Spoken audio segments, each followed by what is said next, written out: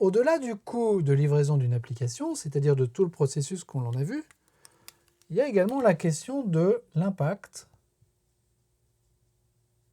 sur les utilisateurs de l'application. À chaque fois que je dois mettre à jour un logiciel sur ma machine ou sur un serveur ou mettre à jour une interface web ou ce genre de choses, eh bien j'ai un impact sur mon travail au quotidien. Impact qui peut être négatif et qui, si je travaille dans un environnement de qualité qui n'est pas forcément tip-top, peut générer des régressions, donc des bugs supplémentaires et donc des vrais problèmes dans la façon dont je vais pouvoir travailler au quotidien. Lorsqu'il y a une mise à jour de la classe Employee, qui est impacté par cette mise à jour? En fait, c'est l'ensemble des personnes qui utilisent cette classe. Donc les gens qui sont impactés par cette mise à jour sont les mêmes que les personnes qui commanditent ces mises à jour. Alors, jusqu'à présent, on peut se dire, écoutez, c'est normal.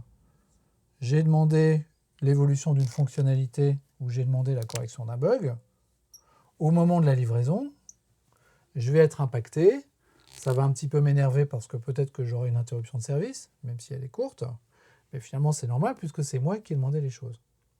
Le problème, c'est que si les gens de la base de données demandent une modification, que la classe Employee est modifiée, à ce moment-là, l'intégralité des clients, des utilisateurs de cette classe vont être impactés, y compris des gens qui n'ont pas demandé de modification. Dans un schéma comme ça, je fais une modification dans Save2DB, l'intégralité de la classe va être recompilée, relivrée, etc. et va avoir un impact sur les gens qui utilisent Save2XML, donc les gens du web, et les gens qui utilisent Pay, donc les gens des ressources humaines.